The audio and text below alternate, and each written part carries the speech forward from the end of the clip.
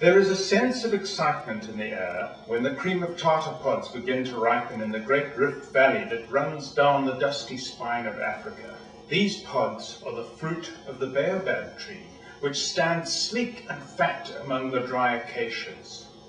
The pods are pale green with a velvety skin. Inside the pods are the seeds surrounded by a tart white pulp, and it is this pulp that the animals love so much. Most of them wait for the pods to drop in the course of time, as they always do. Then there is great competition to see who can find them first. The baobab is so tall and so smooth that only the best climbers can scale its sides without crashing into the sharp stones and scrub below. The vervet monkey is one of the few creatures who can scale the baobab to reach the pods before they drop. Other animals watch in envy as he scampers about, feeding until he can eat no more. Scraps fall and give the onlookers a taste of what is to come. That is, if the monkey doesn't finish everything first. It is only the baboon who also does a pretty good job of climbing the baobabs. He competes with the monkeys for the delicious pods. Sometimes there are fights, but they do not amount to much. Even though the baboon is far bigger than his cousin the monkey, he is also a lot heavier. He cannot pursue the monkey onto the thinner branches without risking a dangerous fall. There is, however, a limit to the baboon's climbing skills, and there's one huge baobab tree that tests even him.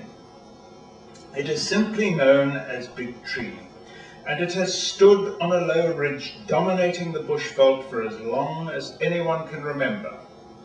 When the season for fruit is poor, the easier trees are picked bare before anyone's attention turns at last to Big Tree. Big Tree has a heavy crop whatever the season. Its roots extend down so deep that they tap into the mineral-rich underground streams that are out of reach to most other plants. One hot, dry year, when the creatures were eyeing Big Tree with its laden branches, Kubende the baboon sat on a rocky outcrop thinking. He noticed Mompi the monkey climbing steadily up Big Tree. He had to admire the way the monkey climbed. Each finger and toe sought out the tiny scars and cracks on the old trunk, and his tail swung this way and that to balance him as he climbed. An idea began to dawn slowly in Kubende baboon's head.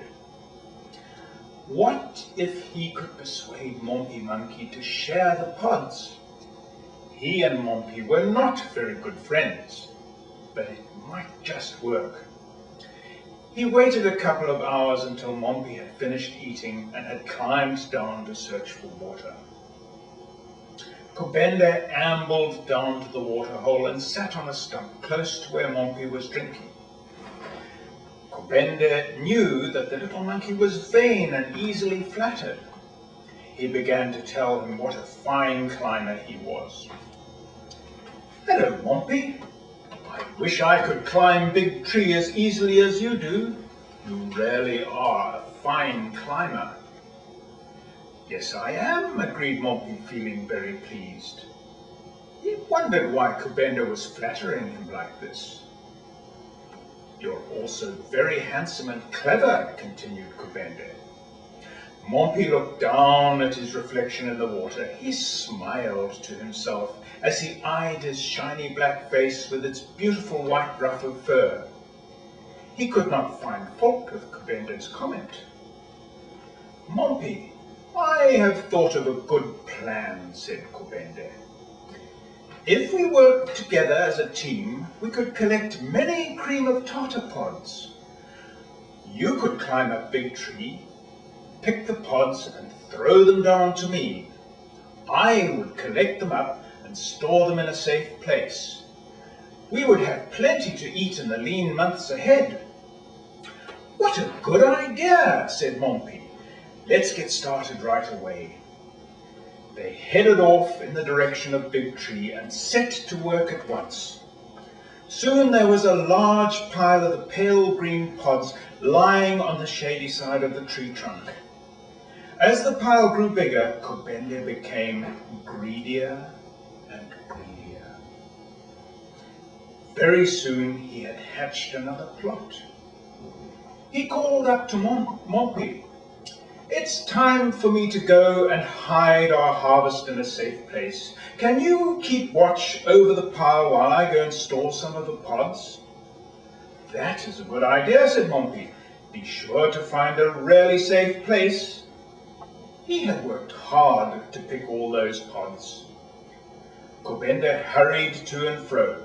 Soon there were only 6 pods left under the tree.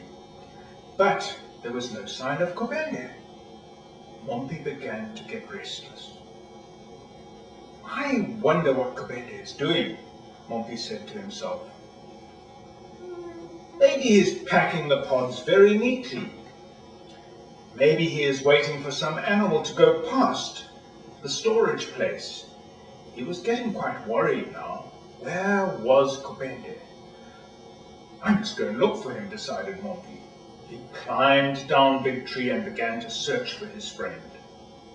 There was no sign of him, nor was there any sign of the pods. Mompi did not sleep well that night.